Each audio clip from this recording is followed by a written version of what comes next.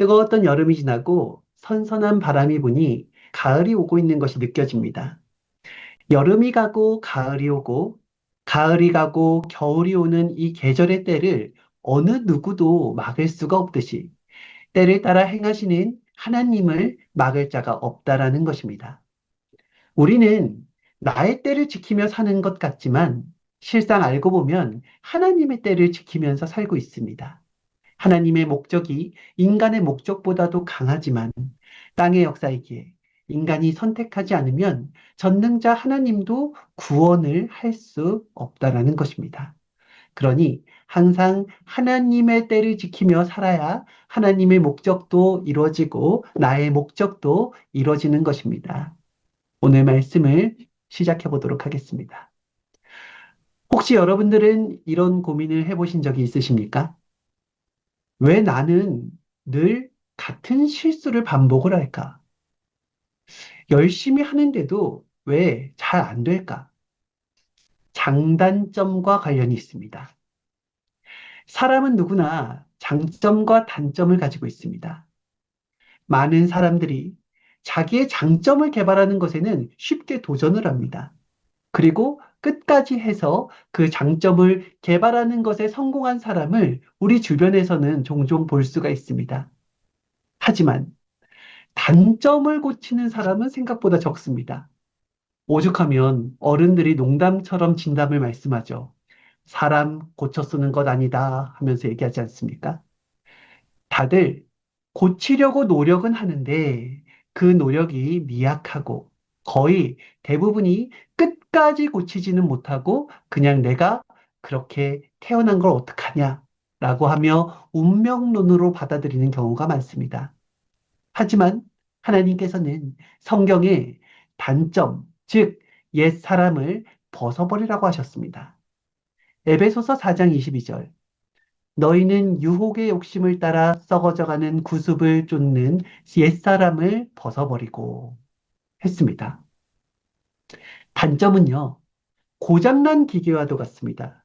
그냥 내버려 두면은 시간이 지날수록 더 큰 문제를 일으키고 결국은 멈추게 됩니다. 그리고 추락하게 됩니다.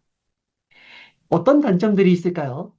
게으름, 불신, 교만, 혈기, 미워하는 것, 시기 질투, 자기 중심적인 태도, 함부로 판단하는 것, 무시하는 것, 거짓말하는 것, 억울하게 누명 씌우는 것 등 많이 있죠.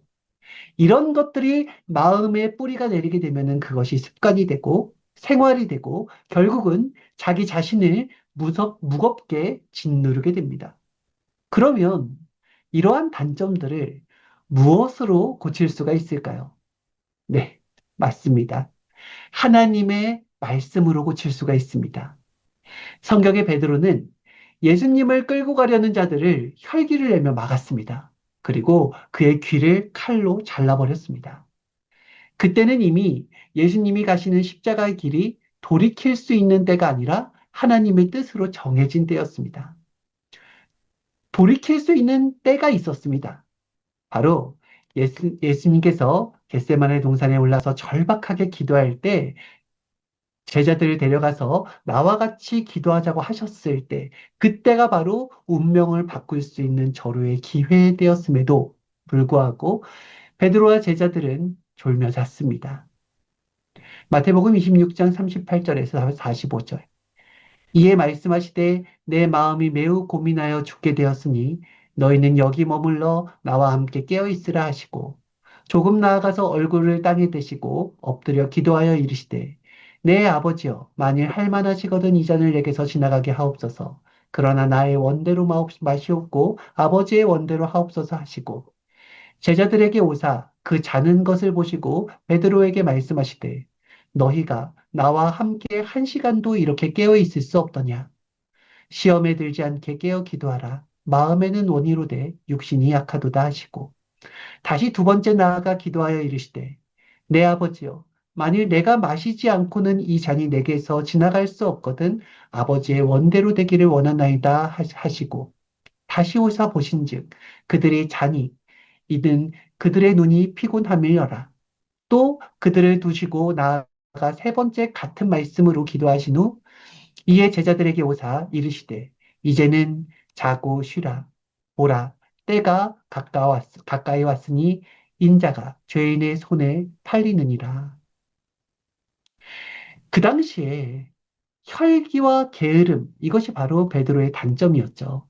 하지만 그 단점이 영원하지 않았습니다. 이후에 예수님의 말씀으로 거듭난 베드로는 혈기를 고치고 감동으로 복음을 전하는 자가 되었고, 기도할 때도 졸며 자는 자가 아니라 예수님의 심정을 받고 누구보다도 애타는 심정으로 기도하는 자가 되었습니다.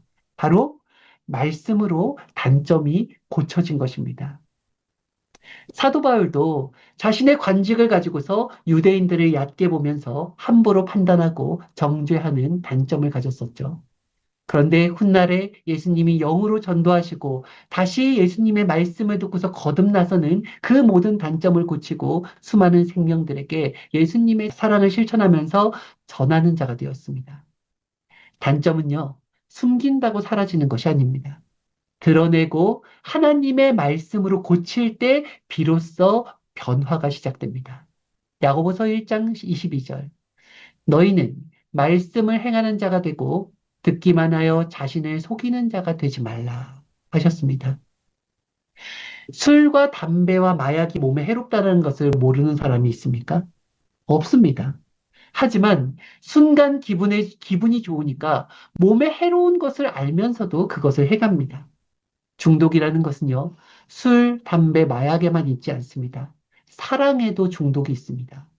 하나님의 사랑은 영적 사랑, 깨끗한 사랑, 고귀한 사랑인데, 인간이 추구하는 사랑은 자극적인 사랑, 육체적 사랑, 순간 호기심과 충동적 본능을 자극하는 그런 사랑입니다. 하나님은 우리를 자극이 없어도 기쁘게 살 수 있는 존재로 창조를 하셨습니다. 마음과 정신과 생각으로 사는 영적인 사랑, 바로 아가페 사랑은 끝없이 흘러 넘칠 수 있는 사랑이며 하나님께서 우리의 삶 속에 두신 그 중심에 두신 사랑입니다. 이 사랑은 육적인 사랑보다 훨씬 더 크고 깊으며 우리의 삶을 가장 아름답게 빛나게 만드는 사랑입니다. 하나님은 자기의 모순과 단점, 버릇을 고쳐야 내가 축복한다 하셨습니다. 그렇지 않으면 하나님이 축복을 하셔도 그 축복이 오히려 단점이 된다고 하셨어요.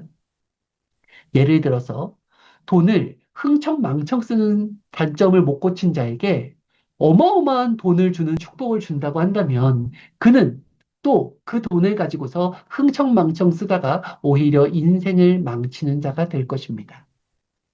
돈을 막 쓰는 그 단점을 고치고 돈을 유용한 데 쓰고 의로운 데 쓰는 자가 된다고 한다면은 하나님이 축복하셨을 때 그것이 장점이 되고 그것이 축복이 되지 않겠습니까? 단점은 잡초와도 같습니다. 잡초는 곡식과 함께 자라면서 그 영양분을 다 빨아먹어서 곡식이 크는 것을 방해합니다. 잡초를 뽑아내야 곡식이 잘 자라듯이 우리의 단점과 나쁜 습관은 하나님의 말씀으로 뽑아내야 됩니다. 그래야지 하나님의 걸작 인생이 됩니다. 하나님은 축복은 끝에 있다라고 말씀하셨습니다. 끝에 있는 축복을 받기 위해서는 환난과 어려움이 와도 끝까지 포기치 말고 이겨내야 합니다. 자기를 만드는 것을 절대 포기해서는 안 됩니다. 요셉이 꿈 해몽을 하는 것으로 인하여서 형제들에게 미움을 받고 노예로 팔려갔는데 옥에 갇혀서도 하나님을 믿는 것과 꿈 해몽하는 것을 끝까지 포기하지 않으니 결국은 그로 인하여서 애굽의 총리가 되지 않았습니까? 단점을 고치고 장점을 개발하는 것이 축복받을 전초를 한 것입니다. 말씀과 성령 안에서 우리의 마음과 행위를 다스릴 때 인생과 신앙은 흔들림 없이 바로 그 끝에 있는 축복을 누리게 됩니다. 여러분 수석을 볼 줄 아십니까? 비전문가가 볼 때는 모두 다 돌덩어리 같은데 뭐가 수석일까요? 수석은 돌의 강도가 강해야 됩니다. 그리고 형상이 잘 나와 있어야 됩니다. 수석이 단점을 가지고 있다고 해서 그것을 인위적으로 깎아낸다고 한다면은 자연석이 아닌 인위적인 것이 되어서 더 헐값이 됩니다. 자연석 수석이 되려면 오랜 기간 동안에 포기치 말고 깎고 닦고 만들어져야 됩니다. 계속 부딪히면서 그 강도가 강해지고요. 그리고 깎고 닦고 만들어지면서 형상이 만들어진 것이기 때문에 이 자연석이 된다는 것이에요. 이와 같이 우리의 인생도 단숨에 고치려 하지 말고 오랜 기간을 두고 끝까지 포기치 않는 마음으로 하나님의 말씀으로 자기를 깎고 닦고 만들어야 됩니다.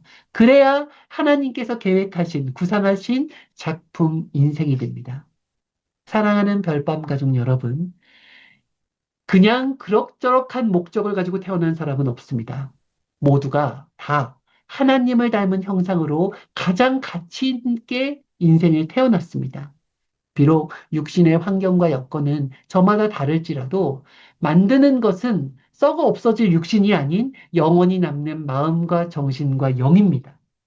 하나님은 예수님을 어떤 특정한 자를 구원하기 위해서 보내신 것이 아니라 지구촌의 생명을 가진 모든 자들을 구원하기 위해서 보내신 것입니다. 노아 때도 특별한 사람 몇 명만 태우려고 그 큰 방주를 만들게 하신 것이 아닙니다.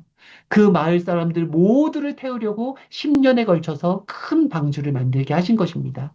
모든 자들이 다 그 방주에 들어오는 것이 뜻이었어요. 그러나 사람들이 노아를 통해, 하나님이 노아를 통해 말씀하시는 것을 안 믿고 불신하니 하나님을 불신한 것이 되어서 노아를 믿어준 노아의 여덟 식구와 동물들만이 그 큰 배에 탈 수 있었던 것입니다. 하나님은 말씀을 누구에게나 허락하셨습니다. 임금의 혼인잔치에 오는 것은 누구나 허락하였지만 예복을 입지 않고 온 자는 쫓겨나가듯이 천국은 모두에게 허락되었지만 하나님의 말씀으로 자신을 만들지 못한 자는 만들지 못한 자들이 가는 세계에 갈 수밖에 없는 것입니다. 우리 모두는 하나님 말씀대로 만들어서 하나님과 예수님을 닮아서 이 땅에서 예수님과 함께 천국을 이루고 하늘에서도 영원한 천국을 이루는 귀한 자들이 되길 기도합니다.